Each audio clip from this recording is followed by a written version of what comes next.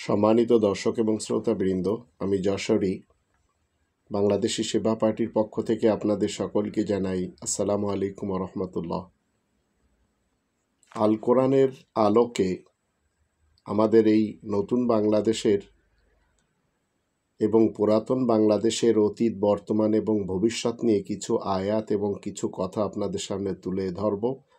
যদিও অনেকে পছন্দ করবেন না, তারপরেও আমি সবসময় বলেছি আমার এই আইডি থেকে যারা বিএনপি মার্কা মুসলমান রয়েছেন এবং আওয়ামী লীগ মার্কা মুসলমান রয়েছেন তারা অন্তত চলে যাওয়ার চেষ্টা করবেন, কারণ আমি আল্লাহ তাআলার বিধান মান্য করতে বাধ্য আর সেটিই বলতে বাধ্য। আমি আপনাদের কারোর মশওয়ারা নিয়ে কখনো চলি না, আমি অহংকারও দেখাই না।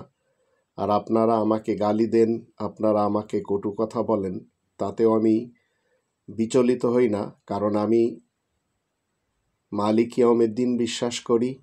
আমার প্রত্যেকটি বিচারের সময় আমার বিচারক হলেন আল্লাহ।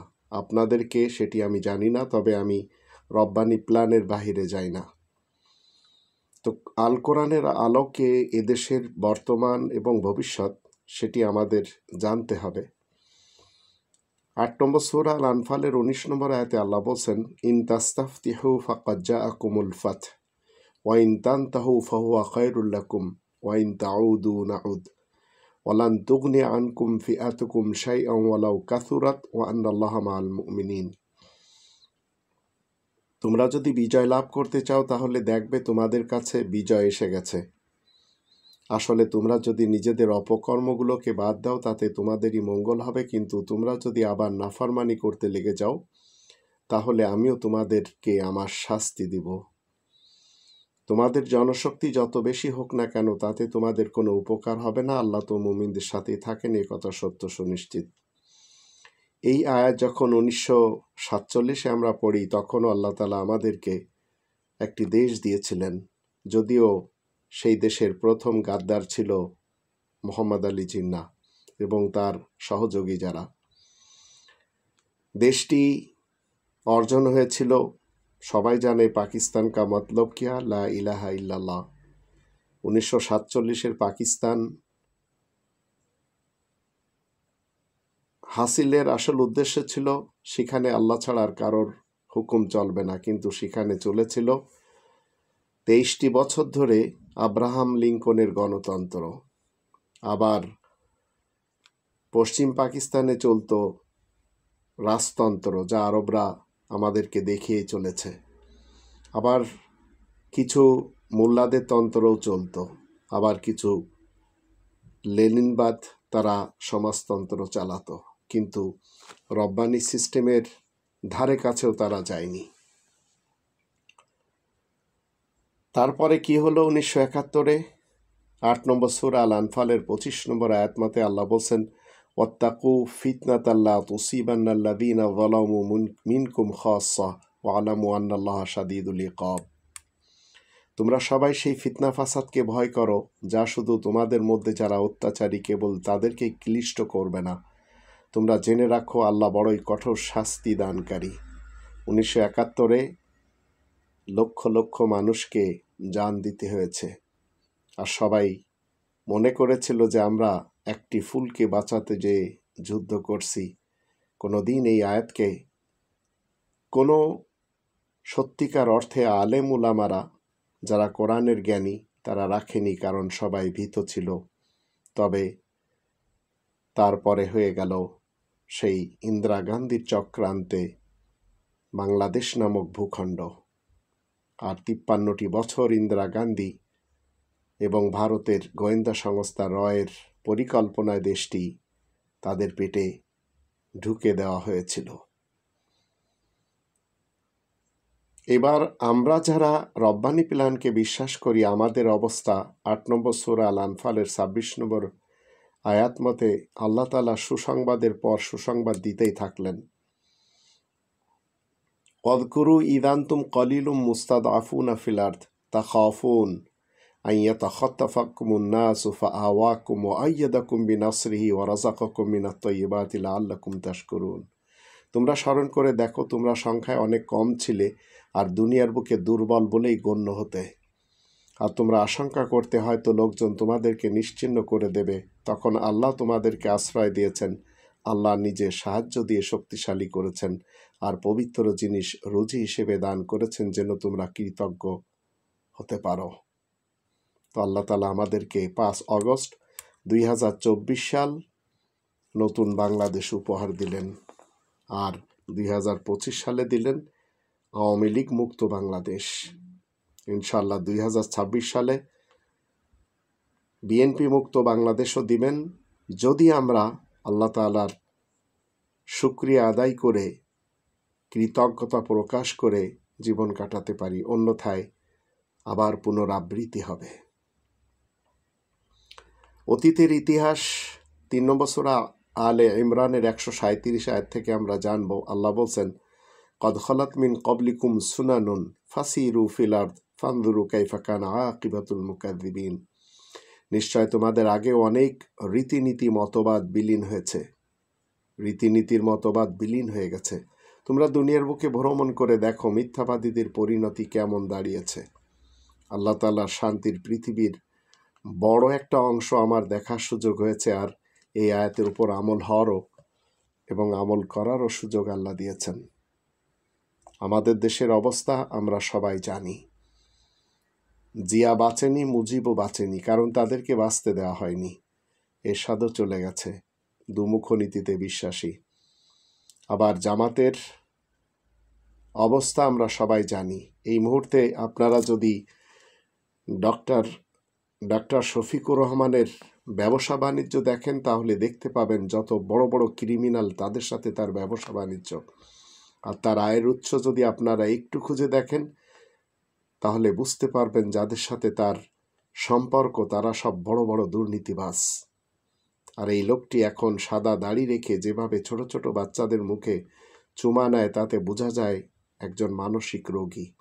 আবার কখনো বলে ক্ষমতায় গেলে দেশের মালিক হবে না, খাদেম হবে, কিন্তু এখন হতে রাজি না। আবার কখনো বলে ক্ষমতায় গেলে মদিনার সনদে দেশ চালাবে। এই কথা পাকিস্তানিদেরকে ইমরান খানও বলেছিল, বাংলাদেশিদেরকে খুনি হাসিনাও বলেছিল। দুমুখ নীতিতে যারা বিশ্বাসী তাদের কোনো কথাই আমরা বিশ্বাস করতে পারবো না। তাই আমি আমাদের দেশে উলামা লীগ এবং উলামা দল আর যারা অন্যান্য মুসলমান রয়েছেন বিভিন্ন ফিরকা, পার্টি, মাসলাক এবং মাযহাবের সকলকে বলতে চাই, বাংলাদেশি সেবা পার্টির পক্ষ থেকে 3 নম্বর সূরা আলে ইমরানের 64 নম্বর আয়াতকে সামনে রেখে, কুল ইয়া আহলাল কিতাব তাআলাউ ইলা কালিমাতিন সাওয়াইন বাইনানা ওয়া বাইনাকুম আল্লা না'বুদা ইল্লাল্লাহ ওয়া লা নুশরিকা বিহি শাইআন ওয়া লা ইয়াত্তাখিযা বা'দুনা বা'দান আরবাবাম মিন দুনিল্লাহ ফাইন তাওয়াল্লাউ ফাকুলু শাহাদু বিআন্না মুসলিমুন। মনে রাখবেন, এই আয়াত আমরা মুহাম্মাদুর রাসূলুল্লাহ ওয়া খাতামান নাবিয়িনের মাধ্যম দিয়ে জানার সুযোগ পাচ্ছি। তুমি বলো, হে লিখিত আল কিতাবের ধারক মুসলমান, শিয়া, সুন্নি, সালাফি সহ আমাদের দেশে 135 মুসলমানদের সমাজ রয়েছে। সবাই না থাকলেও অধিকাংশ আমাদের দেশেও রয়েছে। তো আল্লাহ তাআলা শান্তির পৃথিবীতে মুসলমানদের এই মুহূর্তে 135টি ফিরকা, পার্টি, মাসলাক এবং মাযহাব রয়েছে। এদের সহ অন্যান্য যারা রয়েছে সকলকে বলতে চাই, এসো তোমরা একটি কালেমার দিকে, যার ব্যাপারে আমরা সমান। তা হচ্ছে আল্লাহ ছাড়া আর কারো দাসত্ব করব না, কাউকে আল্লাহ তাআলার সাথে শরীক করব না, আর আল্লাহ তাআলার এই যে সংবিধানের সাথে শরীক করব না। আল্লাহ ছাড়া আমরা নিজেদের মধ্যে কাউকে চিরস্থায়ী রব হিসেবে মানব না। যদি তারা মুখ ফিরিয়ে নেয়, তখন তোমরা বলবে, তোমরা সাক্ষী থেকো, নিশ্চয় আমরা মুসলিমিনদের সাথে রয়েছি। এখন যে সমস্ত লোকেরা গণতন্ত্র, রাজতন্ত্র, সমাজতন্ত্র এবং মোল্লাদের তন্ত্র মেনে চলবে, তাদের জানতে হবে 3 নম্বর সূরা আলে ইমরানের আয়াত নম্বর 85-তে আল্লাহ রাব্বুল আলামিন বলছেন, ওয়া ইয়াবতাগি গায়রাল ইসলামি দীনান ফালা ইউকবালা মিনহু ওয়া হুয়া ফিল আখিরাতি মিনাল খাসিরিন। যে কেউ জীবন ব্যবস্থা হিসেবে শান্তির ইসলাম ছাড়া আর কিছু মেনে চলবে, তার থেকে সে কাজ কবুল হবে না। আখেরাতে সেই ক্ষতিগ্রস্তদের দলে সামিল হবে। আখেরাত মানে এভরি কামিং সেকেন্ড, সামনের দিনগুলি আর পরকালও। এর কারণ হলো 3 নম্বর সূরা আলে ইমরানের 83 নম্বর আয়াতে আল্লাহ বলছেন, আফা গয়রা দিন ইল্লাহ ইয়াবগুন ওয়ালাহু আসলামা মান ফিস সামাওয়াতি ওয়াল আরদ তাওআন ওয়া কারহান ওয়া ইলাইহি ইরজাউন। মানুষেরা আল্লাহ তাআলার দেওয়া জীবন ব্যবস্থা ছাড়া অন্য কিছু মানতে চায় নাকি? অথচ ইসলাম কায়েম রয়েছে আল্লাহ তাআলার জন্য আসমান সমূহে এবং জমিনে, ইচ্ছায় এবং অনিচ্ছায়, এবং আল্লাহ তাআলার দিকে সবকিছু হাজির করা হবে। তো আল্লাহ তাআলা শান্তির পৃথিবীতে আমাদের জানতে হবে ইসলাম কায়েম রয়েছে ইচ্ছায় এবং অনিচ্ছায়। আপনি যদি আপনার জীবনে ইচ্ছায় ইসলামকে কায়েম করেন তাহলে আপনি বেঁচে যাবেন, আর যদি অনিচ্ছায় করেন তাহলে আপনি আল্লাহ তাআলার অপোজিশন হয়ে জীবন কাটাচ্ছেন। তা আমি ইচ্ছায় আল্লাহ তাআলার ইসলামকে মেনে চলেছি। আমাদের দেশে হিজবুত তাওহীদের হুসাইন মোহাম্মদ সেলিম জোর গলায় বলে চলেছে যে আমি তোমাদের মুক্তিদাতা। প্রত্যেকটি মৌলবী আমাদের দেশে বলে চলেছে আপনারা আমার কথা শোনেন, জান্নাত পাবেন। এবং সবাই একই কথাই বলে চলেছে, ইসলাম প্রতিষ্ঠা করার জন্য আমাদেরকে সংসদে যেতে হবে। ইসলাম কায়েম করতে হলে আমাদেরকে ইসলামী দলের সাথে দিতে হবে। মনে রাখবেন, এরা সবাই শয়তান, এরা কেউ মুসলিমিনদের অন্তর্ভুক্ত না। এর কারণ হলো 2 নম্বর সূরা আল বাকারার 208 নম্বর আয়াতে আল্লাহ বলছেন, ইয়া আইয়ুহাল্লাযীনা আমানু উদখুলু ফিস সিলমি কাফা ওয়ালা তাত্তাবিউ খুতুওয়াতিশ শাইতান ইন্নাহু লাকুম আদুউম মুবিন। তোমরা যারা ঈমান এনেছো শোনো, তোমরা সবাই ইসলামের মানে শান্তির ছায়াতলে পরিপূর্ণরূপে প্রবেশ করো, তাহলে শান্তি রয়েছে, আকাশ পৃথিবীতে শান্তি রয়েছে। ওয়ালা তাত্তাবিউ খুতুওয়াতিশ শাইতান ইন্নাহু লাকুম আদুউম মুবিন। আর কোনোভাবেই তোমরা শয়তানের পদঙ্ক অনুসরণ করো না, নিশ্চয় সে তোমাদের প্রকাশ্য শত্রু। তো এই উলামা লীগ, উলামা দল, এই হিজবুত তাহরীর, হিজবুত তাওহীদ, এরা সবাই হচ্ছে শয়তানিক পিপল। এরা সবাই মনে করে ইসলাম নেই, তাই এরা ইসলাম আনতে চায়। অথচ আল্লাহ বলছেন ইসলামে প্রবেশ করতে ইসলাম আছে। তবলিগি জামাত, সাদ গ্রুপ, জুবায়ের গ্রুপ, ইলিয়াস আত্মার গ্রুপ, এরা মনে করে ওদেরটাই ইসলাম। ওদের কাছেই শয়তানিক ভার্সেস রয়েছে, ওদের কাছে ইসলাম নেই। ইসলাম কোরআনের ছায়াতলে। তো আপনাকে আমাকে প্রবেশ করতে হবে, কাউকে প্রবেশ করাতে হবে না। 14 নম্বর সূরা ইব্রাহিমের 7 নম্বর আয়াতে আল্লাহ বলেন, ওয়াইস তাআযানা রাব্বুকুম লা ইন শাকারতুম লা আযীদান্নাকুম ওয়া লা ইন কাফারতুম ইন্না আযাবি লাশাদীদ। তবে তো তোমাদের রবের ঘোষণা হলো, তোমরা যদি কৃতজ্ঞতা প্রকাশ করো তাহলে নিশ্চয় আমি সহযোগিতার হাত বাড়িয়ে দেব, আর যদি অকৃতজ্ঞ হও নাফরমানির মাধ্যমে তাহলে জানবে আমার আযাব বড়ই কঠিন। এ কথা সত্য সুনিশ্চিত। এখন আমরা যদি কৃতজ্ঞতা প্রকাশ করতে পারি তাহলে আল্লাহ তাআলা সাহায্য পাব, আর যদি অকৃতজ্ঞ হয়ে যাই শাস্তি পাব। 14 নম্বর সূরা ইব্রাহিমের 8 নম্বর আয়াতে বলা হচ্ছে, ওয়াকালা মূসা ইন তাকফুরু আনতুম ওয়া মান ফিল আরদি জামিআন ফা ইন্নাল্লাহা লাগানিয়্যুন হামিদ। আর মূসা বলে, তোমরা যদি কুফরির মাধ্যমে অবাধ্য হও, এমনকি দুনিয়ার বুকে যারা বাস করছে তারা সবাই যদি অস্বীকার করে, তাহলে আল্লাহ তো আর কারোর মুখাপেক্ষী নন। জেনে রাখবে আল্লাহ হলেন যাবতীয় অভাবমুক্ত, প্রশংসার যোগ্য। এ কথা সত্য সুনিশ্চিত। তো কুফরি সিস্টেম কি? কুফরি সিস্টেম হচ্ছে 24 জন রাসূলদের আনা যে সিস্টেমের বিপরীত সিস্টেম হচ্ছে কুফরি সিস্টেম। গণতন্ত্র, রাজতন্ত্র, সমাজতন্ত্র এবং মোল্লাদের তন্ত্র। 9 নম্বর আয়াতে বলা আছে, আলাম ইয়াতিকুম নাবাউল্লাযীনা মিন ক্বাবলিকুম কওমি নূহিন ওয়া আদিন ওয়া সামুদ ওয়াল্লাযীনা মিন বা'দিহিম লা ইয়ালামুহুম ইল্লাল্লাহ জাআতহুম রুসুলুহুম বিল বায়িনাত ফারাদ্দু আইদিয়াহুম ফি আফওয়াহিহিম ওয়া ক্বালু ইন্না কাফারনা বিমা উরসিলতুম বিহি ওয়া ইন্না লাফি শাক্কিম মিম্মা তাদউনানা ইলাইহি মুরিব। তোমাদের কাছে কি তাদের খবর পৌঁছায়নি যারা তোমাদের আগে ছিল, নূহ, আদ ও সামুদ জাতি? আর এদের পরেও যারা ছিল, যাদের কথা একমাত্র আল্লাহ ব্যতীত আর কেউ জানেন না, তাদের সবার কাছে সুস্পষ্ট দলিল প্রমাণ নিয়ে তাদেরই সকল বার্তাবাহক রাসূলগণ আসে। তারা তাদের শক্তির জোরে রাসূলদের বক্তৃতা শুনতে দেয় না, বরং তারা বলে, নিশ্চয় আমরা তোমাদের অস্বীকার করবই যা নিয়ে তোমাদেরকে পাঠানো হয়েছে, আর তাতে আমাদের মনে ঘোরতর সন্দেহ রয়েছে যেদিকে তোমরা আমাদেরকে ডেকে যাচ্ছ। 2 নম্বর সূরা আল বাকারার 213 নম্বর আয়াত মতে 57 নম্বর সূরা আল হাদিদের 25 নম্বর আয়াত মতে সকল নবী এবং রাসূলদের কাছে একটি সংবিধান সবসময় ছিল, আছে, থাকবে।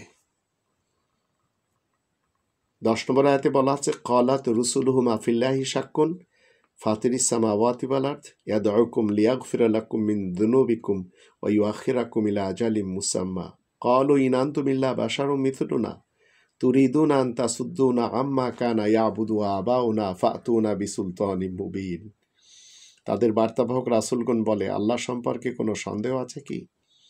যে আল্লাহ গগনমণ্ডল ও পৃথিবী সৃষ্টি করেছেন, আল্লাহ তোমাদেরকে তোমাদের যাবতীয় দোষ ত্রুটি টেনশন ক্ষমা করার জন্য আর তোমাদের সকলকে একটি নির্দিষ্ট মেয়াদ পর্যন্ত সুযোগ দিতে পারেন। আর তারা মানে এই আকাবির, আসলাফ, মাযহাব, মাসলাক, পার্টি এইসব যারা পূজা করে আসছে, তারা বলে, তোমরা আমাদের মতোই মানুষ ছাড়া আর কিছু তো নও। তোমরা চাও আমাদের পূর্বপুরুষেরা যেসবের পূজা করে আসছে তা থেকে আমাদেরকে ফিরিয়ে রাখতে? তাহলে কোনো স্পষ্ট প্রমাণ আমাদের কাছে নিয়ে এসো। 11 নম্বর আয়াতে বলা হচ্ছে, ক্বালাত লাহুম রুসুলুহুম ইন নাহনু ইল্লা বাশারুম মিথলুকুম ওয়ালাকিন্নাল্লাহা ইয়ামুন্নু আলা মান ইয়াশাউ মিন ইবাদিহি ওয়া মা কানা লানা আন না'তিয়াকুম বিসুলতানিন ইল্লা বিইযনিল্লাহ ওয়া আলাল্লাহি ফালইয়াতাওয়াক্কালিল মুমিনুন। তাদেরকে তাদের সকল বার্তাবাহক রাসূলগণ মানে 24 জন রাসূলগণ বলে, হ্যাঁ, আমরাও যদি তোমাদের মতোই মানুষ ছাড়া আর কিছুই তো নই।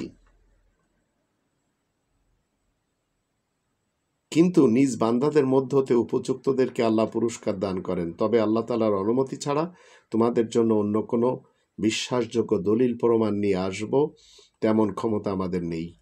আল্লাহ তাআলার উপরেই তো মুমিনদের ভরসা করা উচিত। 12 নম্বর আয়াতে বলা হচ্ছে, ওয়ামা লানা আল্লা নাতাওয়াক্কালা আলাল্লাহি ওয়া কাদ হাদানা সুবুলানা ওয়া লানাসবিরান্না আলা মা আযাইতুমুনা ওয়া আলাল্লাহি ফালইয়াতাওয়াক্কালিল মুতাওয়াক্কিলুন। তাহলে কেন আমরা আল্লাহ তাআলার উপরে নির্ভর করব না? আল্লাহ তো আমাদেরকে আমাদের হিদায়াতের পথসমূহ দেখিয়েছেন। তোমরা আমাদেরকে যত কষ্ট ক্লেশী যন্ত্রণা দিচ্ছ তাতে আমরা ধৈর্য অবলম্বন করেই থাকব। আসলে নির্ভরশীলদের কর্তব্য হচ্ছে আল্লাহ তাআলার উপরে ভরসা রাখা। আর 13 নম্বর আয়াতে বলা হচ্ছে, ওয়াকালাল্লাযীনা কাফারু লিরুসুলিহিম লানুখরিজান্নাকুম মিন আরদিনা আও লাতাউদুনা ফি মিল্লাতিনা ফাআওহা ইলাইহিম রাব্বুহুম লানুহলিকান্নাজ জালিমিন।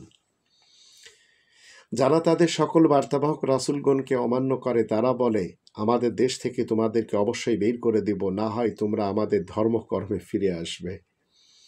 তখন তাদের রব সকল বার্তাবাহক রাসূলদের কাছে ওহী পাঠান, আমি অবশ্যই অপরাধীদেরকে নির্মূল করে দেব। এটি হচ্ছে আমাদের বাংলাদেশের ভবিষ্যৎ। যদি আমরা অকৃতজ্ঞ হই আর এই ধর্মজীবীদের পিছনে ছুটাছুটি করি, তাহলে আল্লাহ তাআলা আবার নির্মূল করে দেবেন এদেরকে। 14 নম্বর আয়াতে বলা হচ্ছে, ওয়ালা নুসকিনান্নাকুমুল আরদা মিন বাদিহিম যালিকা লিমান খাফা মাকামি ওয়া খাফা ওয়াঈদ। তাদের পরে তোমাদেরকে দেশে সুপ্রতিষ্ঠিত করব। এ তো তারই জন্য যে নাকি আমার সামনে দাঁড়াতে আর আমার শাস্তি সম্পর্কে সমীহ করে চলতে চায়। তো আজ আমাদেরকে আল্লাহ দাঁড় করিয়ে দিয়েছেন, এখন আমাদেরকে সমীহ করে চলতে হবে। 15 নম্বর এবং 16 নম্বর আয়াত দুটিতে বলা হচ্ছে, ওয়াস্তাফতাহু ওয়া খাবা কুল্লু জাব্বারিন আনিদ। তারা জয়লাভের জন্য ফরিয়াদ করে আর প্রত্যেকটি বেপরোয়া অবাধ্য ব্যর্থ কাম হয়। যেভাবে আওয়ামী লীগ হয়ে গেল, বিএনপি হবে ইনশাআল্লাহ। যদি তারা ওই পথে চলে। মি ওয়ারাইহি জাহান্নাম ওয়াইসকা মিন মাইন সাদিদ, তার পিছনে জাহান্নাম রয়েছে আর তাকে পুজ মিশানো পানি পান করানো হবে। তো আমাদের এই ছোট্ট একটি বাংলাদেশ, এখানে অনেকগুলো ফিরকা, পার্টি, মাসলাক এবং মাযহাব রয়েছে। আমাদের না আছে কোনো আধুনিক যুদ্ধজাহাজ, না আছে আকাশ প্রতিরক্ষা ব্যবস্থা, না আছে পরমাণু অস্ত্র, নেই বলতে কিছুই নেই। তবে আমাদের কাছে 50টির বেশি পাবলিক বিশ্ববিদ্যালয় রয়েছে, আবার সরকারি বিশ্ববিদ্যালয় কম নেই, যাদের কাজ কি রাজনৈতিক দলের গোলামি করা। দুটি ফ্যামিলির সাথে কিভাবে সম্পৃক্ততা করে গোলামির জীবনে আসতে হবে, সেই মাইন্ড আমাদের দেশের সন্তানদের তৈরি করে দেওয়া হয়েছে 53 বছর থেকে। আর কি আছে আমাদের দেশে? আমাদের দেশে আছে 71-এর চেতনা, আবার সজর হারানোর বেদনা। আমাদের কাছে আছে জনম দুঃখিনী মা আর পিতৃহারা আপা। আমাদের কাছে আছে নির্বাচন, উন্নয়ন। আমাদের কাছে আছে চারুকলা, যাদের কাজ হচ্ছে হুতম পেঁচা তৈরি করা। পৃথিবীতে মানুষে দেশে সংঘাতের একটি মাত্র প্রধান কারণ নিজকে এবং নিজ দেশকে অন্য দেশের তুলনায় শ্রেষ্ঠ বিবেচনা করা, অধিকতর সভ্য বলে ঘোষণা করা। পাশ্চাত্য থেকে শুরু করে প্রাচ্যের শেষ পর্যন্ত এই রোগে গোটা দুনিয়া আক্রান্ত। এই রোগের সুযোগ কাজে লাগিয়ে মাল্টিন্যাশনাল কোম্পানিগুলো গোটা মানব জাতির মধ্যে সংঘাতকে আরও উস্কে দিচ্ছে শুধুমাত্র তাদের বিজনেস পারপাজে। সেটি আমরা এখন দেখলাম ভারত পাকিস্তানের যুদ্ধ। মরেছে কারা? কেন করতে হবে? কখনো কি আপনি আমি একটু চিন্তা করেছি?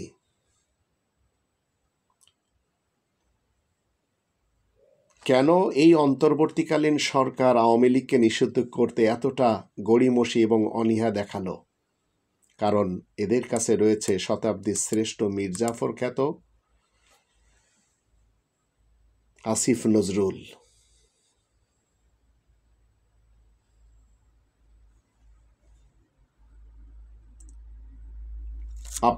আপনি এবং আমি যদি একটু চিন্তা করি, এরা কোনো না কোনো ক্রমে চেষ্টায় ছিল ভারতের গোয়েন্দা সংস্থা রয়ের তত্ত্বাবধানে এই দেশকে আবার ভারতের পেটে ঢুকিয়ে দিতে।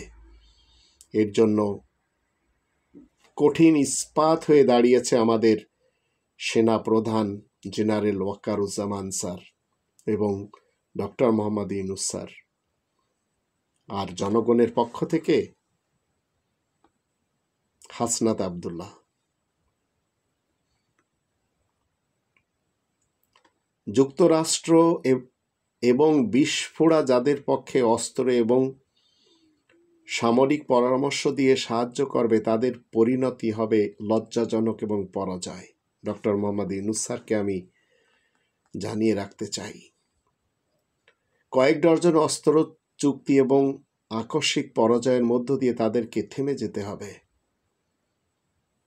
যা পাকিস্তান এই মুহূর্তে করল। বিশ্বাসঘাতকতা ছাড়া এক্ষেত্রে তাদের থেকে কিছু আশা করা হবে ভয়ানক বোকামি। ভারতের উপরে আমরা যারা আস্থা রেখেছি, ঠিক তদ্রূপ পৃথিবীর কোনো বড় শক্তির উপর আমি আস্থা রাখতেই পারি না। আপনার আমার আস্থা হবে, অটল বিশ্বাস থাকবে আল্লাহ তাআলার বিধানের উপরে। ভারত উপমহাদেশের রাজনৈতিক দলগুলো বিরোধী দলে থাকলে প্রচণ্ড দেশপ্রেমিক সাজে, পাকিস্তান, বাংলাদেশ এবং ভারত। আর ক্ষমতায় গেলে বিশেষ প্রভুদের দালালে পরিণত হয় China, Japan, America, Europe. Bangladesh যেন এক্ষেত্রে বিশ্ব চ্যাম্পিয়ন। ক্ষমতায় থাকলে দেশপ্রেম দরকার কি? দেশপ্রেম রপ্তানি করেই তো তারা ক্ষমতায় টিকে থাকে। রব্বানি বিধান যখন আমরা পড়ি, 24 জন রাসূলগণ কখনো আমাদেরকে বলেননি যে আমরা গায়েব জানি, কিন্তু 200 কোটি মুসলমান এবং আমাদের দেশের মুসলমান শিয়া সুন্নি সালাফিরা তাদের বিশ্বনবীর নামে হাদিসের যে বইগুলো তৈরি করেছে সেগুলি টোটালি রং, সেখানে ভবিষ্যৎবাণীতে ভরা। এগুলোর কিছু কিছু বাস্তবায়ন আমাদের দেশে করানো হয়, যেহেতু আমরা বাস্তবে ঘটতে দেখি, সেহেতু এসব আরব মোহাম্মদের হাদিস সত্য বলে মেনে নিয়ে কোরআনের অপব্যাখ্যা দাঁড় করাই। আসলে আরব মোহাম্মদ ইবনে আবদুল্লাহর নামে যে হাদিস এবং যত ভবিষ্যৎবাণী, সেগুলি পৌরাণিক কাহিনী থেকে নেওয়া, ইহুদি এবং খ্রিস্টানদের বাইবেল থেকে। এসব সোর্স থেকে নেওয়া কাহিনীর কিছু কিছু বাস্তবে ঘটাবে। মূলত হাদিসের নামে যা আমরা দেখি, তার সাথে ইসলামের মোহাম্মদুর রসুলুল্লাহ ওয়া খাতামান নাবিয়িনের কোনো সম্পর্ক নেই। যেমন ধরুন, আমাদের দেশের উলামা লীগ এবং উলামা দল, শিয়া সুন্নি সালাফিদের যত উলামা রয়েছে, এরা বলবে ইমাম মেহেদী আসছে, কোরআনে নেই। ঈসা রাসূল আকাশ থেকে আসবেন, কোরআনে নেই। কবরের আযাব হবে, কোরআনে নেই। মুখ ঢাকা বোরকা পড়তে হবে, কোরআনে নেই। দাজ্জাল আসবে, কোরআনে নেই। ভারতের সাথে বড় যুদ্ধ হবে, কোরআনে নেই। এগুলি নিয়ে আমাদের দেশের উলামায়ে কুফফার সমাজ ব্যস্ত। 2 নম্বর সূরা আল বাকারার 84 এবং 85 আয়াত দুটি অমান্য করার কারণে আমাদের এই জাতিকে দেখতে হয়েছে কখনো পিলখানার ঘটনা, কখনো গ্রেনেড হামলার ঘটনা, কখনো হলি আর্টিজেনের ঘটনা, কখনো শাপলা চত্বরের, আবার কখনো ছাত্রদের বুকে গুলি করা। তো এই বিভাজনগুলি বিএনপি এবং আওয়ামী লীগ করেছে, সাথে উলামা লীগ এবং উলামা দল। এখন আমরা দেখলাম আওয়ামী লীগ নিষিদ্ধ করার ব্যাপারে বিএনপির চূড়ান্ত কোনো ফয়সালা নেই, সিদ্ধান্ত নেই। কারণ খালেদার সিদ্ধান্ত নেওয়ার ক্ষমতা নেই, বুড়ি হয়ে গেছেন। আর তারেক জিয়া কখনো আমাদের দেশের রিজার্ভ চুরি হওয়ার ঘটনাকে কেন্দ্র করে কথা বলেনি। বসে বসে খাচ্ছে, আর 3 বছরের জেল এবং কারাদণ্ড পেয়ে সে ভয়তে দেশে আসছে না। এখন আইন কার্যকরী করতে হবে। জুলুম কিভাবে প্রতিশোধ নেয় তার ছোট্ট একটা উদাহরণ তো আমাদের আওয়ামী লীগের প্রেমী যারা, তাদের পরিণতি দেখেই নিলাম। তাদের একটি লোকও রাজপথে নেই। সোশ্যাল মিডিয়া বা প্রিন্টিং মিডিয়ায় আত্মপক্ষ সমর্থন করে যে বিবৃতি দিবে, যদিও রুমিন ফারহানা, যদিও আন্দালিব রহমান পার্থ, যদিও গুলাম মোল্লা রনি, যদিও অন্যান্য কিছু সাংবাদিক রয়েছে, তারা কখনো কখনো কি বলতে চায় নিজেরাও জানে না, কিন্তু জাতি সেটি জানে এরা আসলে কি বলতে চাচ্ছে। ক্ষমা চাইতে গেলে তো একটি প্ল্যাটফর্ম দরকার, সেটাও এদের কাছে নেই। সার্চ লাইট দিয়ে খুঁজেও একটা লোক পাওয়া যাচ্ছে না যে আওয়ামী লীগের পক্ষে কথা বলবে। ইতিহাস মনে রাখবেন, ফিরে ফিরে আসে। যেসব সরকারি বেসরকারি কর্মকর্তা কর্মচারী চলমান সরকারের নির্দেশে বিরোধী দলকে নির্দয়ভাবে গুম, হত্যা, নির্যাতন, জেলবন্দি করবে নির্দয়ভাবে এবং অহেতুকভাবে, তারাই আবার সরকার পতনের পর বিরোধী দলের হয়ে আগের সরকারি দলের সদস্যদের সাথে পূর্বের মতো আচরণ করবে। এটি আমি ডক্টর মোহাম্মদ ইউনূস স্যারকে জানিয়ে রাখতে চাই এবং ওনার সাথে যারা রয়েছে।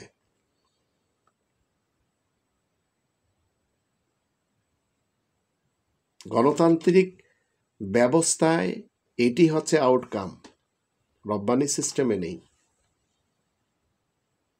আমি মুসলিম, তাই এই ভয়ানক সিস্টেমে রাষ্ট্র পরিচালনার জন্য কখনো অঙ্গীকার নিতে পারি না। বাংলাদেশি সেবা পার্টির আপনারা সবাই জানেন, পরিচালক আমরা যারা রয়েছি, আমরা রব্বানি সিস্টেম মতে নিজেদের ব্যক্তিত্বকে আমরা এগিয়ে নিয়ে যাচ্ছি। তো আজ আওয়ামী লীগ নিষিদ্ধের জন্য যাকে আমরা হিরো হিসেবে চিরকাল মনে রাখব, তিনি হলেন হাসনাত আব্দুল্লাহ। এখন আমরা সবাই কিন্তু জেনে গেছি, নিষিদ্ধ ঘোষণার পর যতগুলি মিডিয়া মালিক, সাংবাদিক, মিডিয়া কর্মী, এরা সবাই এবং যত নেতা নেত্রী আর কর্মী রয়েছে, যাদের জন্য আমাদের দেশের প্রথম আলো এবং ডেইলি স্টার ভারতকে খুশি করার জন্য একের পর এক নিউজ করে, তো আওয়ামী লীগ নিষিদ্ধের পর এখন এদের রাজনৈতিক ব্যাকরণ বদলে যাবে। এই ভবিষ্যৎবাণী আমি এই জন্য করছি, কারণ পরবর্তী টার্গেট বিএনপি যদি সেই পথে হাঁটে, তাদের ভাগ্যে এইভাবে জুটবে। আওয়ামী লীগ বাতিল প্রসঙ্গে বিএনপির একটি ময়লা নেতা রয়েছে, ফজলুর রহমান, তার কথা শুনলে লজ্জা লাগে। আর কেউ নেই তার মতো একজন অপদার্থকে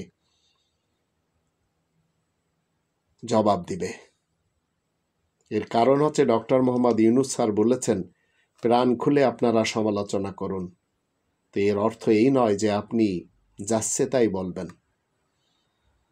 আর মৌলবীদেরকে আমরা এখন দেখতে পাচ্ছি, তারা খুব বেশি 14 লক্ষ কওমিরা খুনি হাসিনাকে কওমি জননী বানিয়ে তার নামে শুকরানা মাহফিল করেছিল, তারাই আজ খুব খুশি, কারণ তারা এখন পাল্টাবে গিরগিটি। তাদের কাছে নেই ঢিলাকুলুপ ব্যবহারের সঠিক নিয়ম কি। 40 কদম হাঁটাহাঁটি করা তাদের পক্ষে হচ্ছে ধর্ম। আজ তারা খুশি করছে, অথচ কিছুদিন পূর্বেই তারা শুকরানা মাহফিল করেছিল। যাই হোক, ডক্টর মোহাম্মদ ইউনূস স্যারের যুদ্ধবিরতিতে যে তিনি সম্মত জানিয়েছেন, আমি একমত পোষণ করি, কারণ আমি যুদ্ধ কখনো পছন্দ করি না। আবার আমাদের দেশে আভ্যন্তরীণ যুদ্ধ বাঁধানোর জন্য পলাতক লীগ নেতারা, যাদের প্রায় 200 জন কলকাতাতে রয়েছে এবং ইংল্যান্ড আর আমেরিকা সহ বিভিন্ন দেশে রয়েছে, আবার অনেকে বিভিন্ন দেশের নাগরিক, তারা চেষ্টা করবে। এখন তো অনেকেই জেনে গেছে যে তারিক এবং খালেদা এরা চোর, আর অনেকে বলেই চলেছেন যে মা এবং বেটা যেভাবে চোর ছিল, তাদের কারণে বিএনপি ধ্বংস হয়ে গেছে, আর সজীব অজের জয় এবং হাসিনা তারাও চোর ছিল, যার জন্য দেশ নষ্ট হয়ে গেছে। তো ডক্টর মোহাম্মদ ইউনূস স্যার যুদ্ধবিরতি চেয়েছেন, আমি নিজেও ওনার সাথে একমত। আমরা দেখলাম এই কয়েক ঘন্টার যুদ্ধে ভারতে 10 জন নিহত হয়েছে, পাকিস্তানে 26 জন, ভারতে আহত হয়েছে 48 জন, পাকিস্তানে 46 জন, বিমান ভূপাতিত হয়েছে 5টি ভারতের, আর ব্রিগেডের সদর দপ্তর ধ্বংসের সংখ্যা ভারতের 1টি, পাকিস্তানে 0। তো এ হচ্ছে ক্ষয়ক্ষতি। এই মানুষগুলির জান কে দিবে? খুনি হাসিনা যেভাবে মানুষ খুন করেছে, খুনি খালেদা যেভাবে গ্রেনেড হামলা তার যুগে হয়েছে, ন্যায় বিচার যদি করা হয় তাহলে এরা সবাই তো ফাঁসির আসামি। কোরআনের বিধানে আমাদেরকে আল্লাহ কি বলে দিয়েছেন? 2 নম্বর সূরা আল বাকারার 178, 179 এবং 5 নম্বর সূরা আল মাইদার 45 নম্বর আয়াতে জানের বদলে জান। আর আমাদের দেশের কিছু হিফাজতের গুন্ডা মৌলবী রয়েছে, চরমোনায়ের কিছু গুন্ডা মৌলবী রয়েছে, নারীদের অবমাননা করতে যেয়ে তারা পতিতা এবং খানকি ছাড়া কথাই বলছে না। আবার এরা নিজেদেরকে বলছে আমরা তো ধর্মের ঠিকাদার। যদি বলে আমরা ইসলামের, তো মনে রাখবেন এরা কেউ ইসলামের লোক না। নারী সংস্কার করতে যে কমিশনের সুপারিশ রয়েছে, যদিও এটা সরকারি সিদ্ধান্ত না, শতাব্দীর শ্রেষ্ঠ মির্জাফর খ্যাত আসিফ নজরুলও সেটি বলেছে। তো নারী সংস্কারের জন্য এত বিতর্ক কেন? অর্ধেক সম্পত্তি বাবার কন্যা পাবে, কেন পাবে? ইসলাম তো নারীকে সম্মান দিয়েছে। নারী 2 জায়গা থেকে সম্পদ পায়, বাবার দিক থেকে, স্বামীর দিক থেকে। 1/3 আল্লাহ তাআলার বিধানে লেখা। এই বিধানের সাথে কেন পাঙ্গা নিতে হবে? ডক্টর মোহাম্মদ ইউনূস স্যারকেও আমি বলতে চাই। আর এই কমিশন মূলত পুরুষকে নারীর প্রতিদ্বন্দ্বী হিসেবে দাঁড় করিয়ে দিয়েছে। তাই আবার আমাদের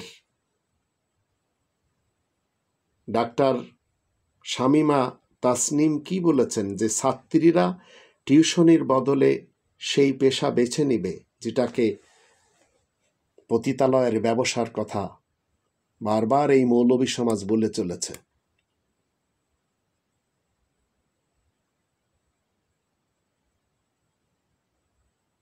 এই যে আমাদের দেশে মাসুদ কামাল নামক একজন টক শোকারী, আবার অনেক সাংবাদিক এমন রয়েছে যারা এমনভাবে উস্কানি দেয়, যাদের কথা এবং বল শুনলে মনে হয় যেন সব জানতার মালিকেরা। আসলে কিন্তু তা না।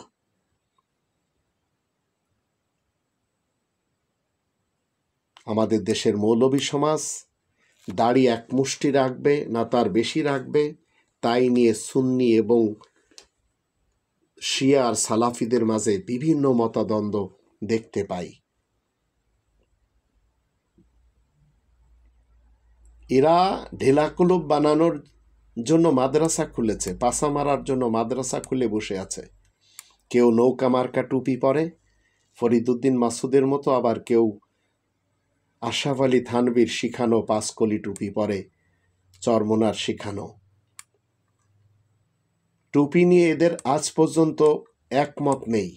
কারণ এরা কোরআনের যে মুহাম্মাদুর রাসূলুল্লাহ ওয়া খাতামান নাবিয়িন, তাকে এরা মানে না। তো আল কোরআন তো মুহাম্মাদুর রাসূলুল্লাহর পরিচয় তুলে ধরেছে, আর সেই মুহাম্মাদুর রাসূলুল্লাহ চলমান। সেই মুহাম্মদ কোনোভাবেও আরবের ইতিহাসের মুহাম্মদ ইবনে আবদুল্লাহ নয়। আর সেই কথাটি চলমান 200 কোটি মুসলমান মানতে রাজি না। ভারতের হিন্দুরা বলেন, আমেরিকার খ্রিস্টান বলেন, অথবা মায়ানমারের বৌদ্ধ বলেন, এরা সবাই আল্লাহ তাআলার বিধান মানে না। আর আমাদের দেশের মুসলমান শিয়া সুন্নি সালাফি সমাজ এরাও মানে না। তো এরা কি বলে, ওরা হিন্দু তাই জাহান্নামে যাবে, ওরা বৌদ্ধ তাই জাহান্নামে যাবে, ওরা খ্রিস্টান এবং ইহুদি তাই জাহান্নামে যাবে। অথচ তারা সেই একই সিস্টেমে বিচার কার্য করে চলেছে। তাদের কাছে একই গণতন্ত্র, কিন্তু এরা সবাই বলে চলেছে আমরা জান্নাতে যাব। তো এরা মূলত জান্নাতে কেন যাবে? এদের কাছে রয়েছে এক একটি আস্ত জান্নাতদাতা। মিজানুর রহমান আজহারি বলেন, আমাদের যশোরে কবির বিন সামাদ একজন নাট্যকার, সেও কিনা জান্নাত বন্টন করে। কাজী ইব্রাহিম জান্নাত বন্টন করে, আবু তহা আদনান জান্নাত বন্টন করে, মুফতি আমির হামজা, আবার গিয়াসউদ্দিন তাহিরিরা সবাই জান্নাত বন্টন করে। আর সবচেয়ে বড় তো আমরা দেখতেই পাচ্ছি এখন শায়েখ আহমদুল্লাহ, যার বোলবালা হচ্ছে আমাদের দেশে, এরা জান্নাত বন্টন করে।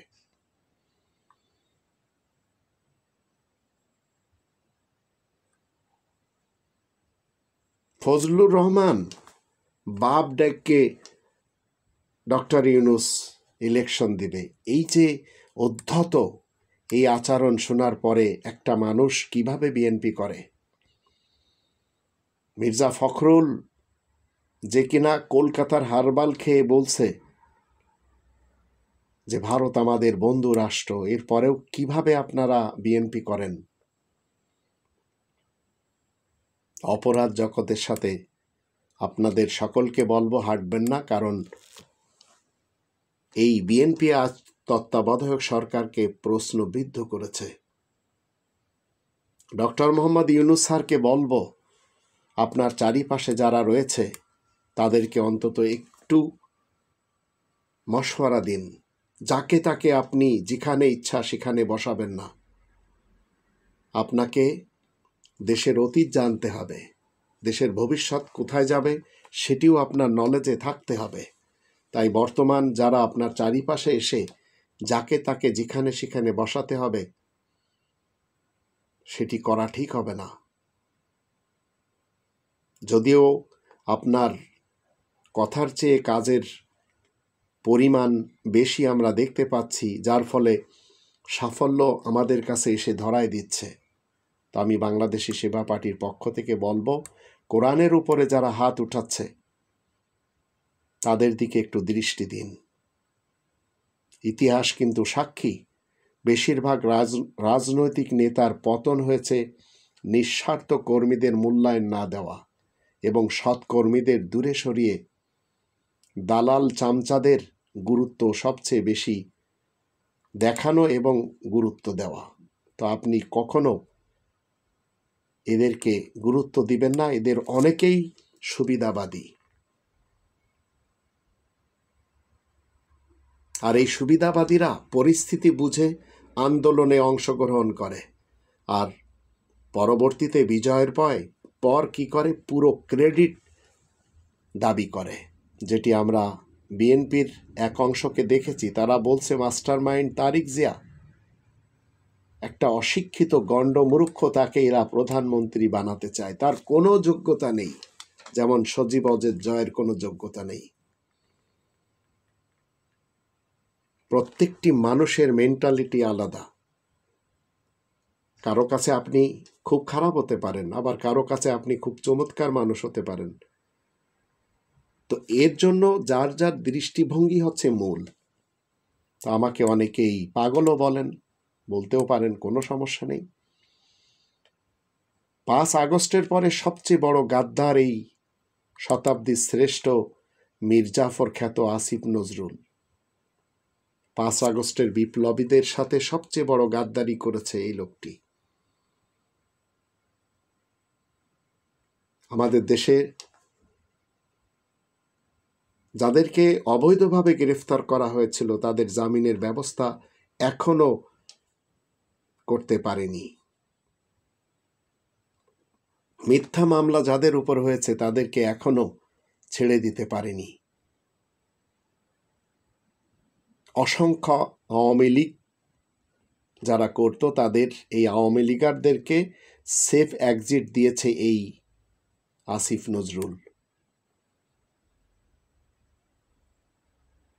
এখন যারা স্বরাষ্ট্র উপদেষ্টার পদত্যাগ চায়, এই আসিফ নজরুলেরও পদত্যাগের কথা বলা শুরু করেছে, কারণ আওয়ামী লীগকে পুনর্বাসন করার মূল মাস্টার মাইন্ড এই আসিফ নজরুল।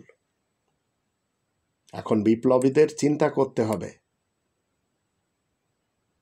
সুখে থাকার জন্য বড় বাড়ি কি দরকার, অনেক দামি গাড়ি কি দরকার, টাকা পয়সার অনেক বেশি দরকার? এর জন্য লাগে কি একে অপরের প্রতি সম্মান আর বিশ্বাস।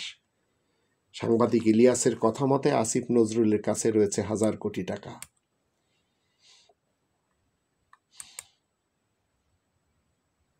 আসিফ, নাহিদ, হাসনাত, সার্জিসরা নেমে না এলে এই ধানের শীষ মার্কার লোকদেরকে ধান খেতে ঘুমাতে হতো আর কারাগারে থাকতে হতো, কিন্তু এরা এতটাই অকৃতজ্ঞের দল যে এরা ঠিক সেই পথেই হাঁটছে যে পথে অতীতে খুনি হাসিনা হেঁটেছে। তো খারাপ ব্যক্তির সাথে বন্ধুত্ব এবং শত্রুতা কোনোটাই করা আমাদের উচিত না, কারণ কয়লার ব্যাপারে আমরা সবাই জানি, গরম হলে হাত পুড়িয়ে দেয় আর ঠান্ডা হলে হাতে কালি লাগিয়ে দেয়। এখন আপনারা চিন্তা করুন কোন দিকে যাবেন। তবে পারলে মিথ্যা বলার অভ্যাসটা বাদ দিয়ে দিন। হয়তো আপনার মিথ্যাই একদিন আপনার জীবন ধ্বংসের কারণ হয়ে দাঁড়াবে, যেভাবে খুনি হাসিনার ইতিহাস আমরা জানছি। আর কখনো কাউকে নিয়ে খুব বেশি ওভার কনফিডেন্স দেখাবেন না, কারণ মানুষ শুরুতে যেমনটা দেখায় শেষ পর্যন্ত তেমনটা থাকে না। আপনি আমি যদি কারোর ক্ষতি না করি, তাহলে আপনার আমার কেউ ক্ষতি করবে না। কিন্তু কখনো কখনো আমরা আবার দেখে যাচ্ছি, আপনি যখন রব্বানি প্ল্যান মতে কারোর ভালো চাইবেন, সেই সবার আগে আপনার ক্ষতি করবে। সেটিও আমরা দেখেই চলেছি। এখন এই যে নারীবাদী, এই নারীবাদীরা জানে না একজন মুসলিমা নারী কি চায়। নারীবাদীরা বলতে চায় থাকলে কামাই, লাগবে না জামাই। আর মুসলিমা থাকলে জামাই, লাগে না কামাই। প্রবাসী ভাই বোনেরা তারা কি করে চলেছে? তারা কামাই করে তাদের স্বামীদের, তাদের স্ত্রীদের লালন পালন করেই চলেছে, যেন তারা কোনোভাবেও ফাসাদ সৃষ্টিকারীদের অন্তর্ভুক্ত না হয়। আপনাকে আমাকে একটু চিন্তা করতে হবে। আসুন আমরা মানুষের ভালো গুণ নিয়ে প্রতিযোগিতা করি, দোষ নিয়ে দরকার নেই। দোষীরা আমাদের দেশে ভরা। ডক্টর মোহাম্মদ ইউনূস স্যারের ভালো গুণগুলি আমরা যদি একটু ধরে নিই, তাহলে সমস্যা কোথায়? তো আজ হাজার হাজার মানুষ গুম, খুন এবং হত্যা করার পরিণতি একটা বড় রাজনৈতিক দল, একটি ফ্যামিলি যে কিনা ব্যবসা খুলেছিল, আবার আরেকটি দল, আরেকটি ফ্যামিলি ব্যবসা খুলে বসে আছে। তা একটা রাজনৈতিক দল নিষিদ্ধ হলো, তাহলে বাকি দলগুলো এখন এই পথে হাঁটবে? যদি হাঁটে, এদেরও একই দশা হবে ইনশাআল্লাহ। তাহলে আপনাকে আমাকে রব্বানি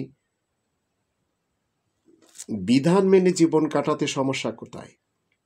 টাকা মানুষের তো প্রয়োজন আছে, কিন্তু মানুষের মূল্য টাকা দিয়ে কখনো মাপা যায় না।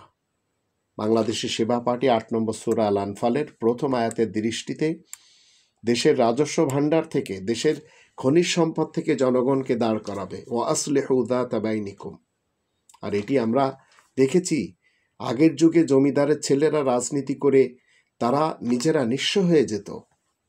আর এখন দুর্নীতিবাজ, দুষ্কৃতিকারী, ভ্রষ্টাচার এবং নৈরাজ্য সৃষ্টিকারী কিছু সন্তানেরা এই দুটি ফ্যামিলির সাথে রাজনীতি করতে যেয়ে জমিদার সেজেছে, জমিদার হয়েছে।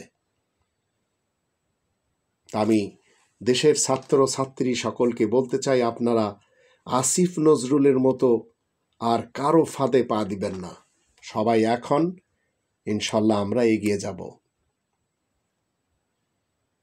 আর ভারতের ব্যাপারে আমাদের এত সোচ্চার হওয়া দরকার না। আমাদের তো প্রতিবেশী আর একটি রাষ্ট্র রয়েছে, মায়ানমার।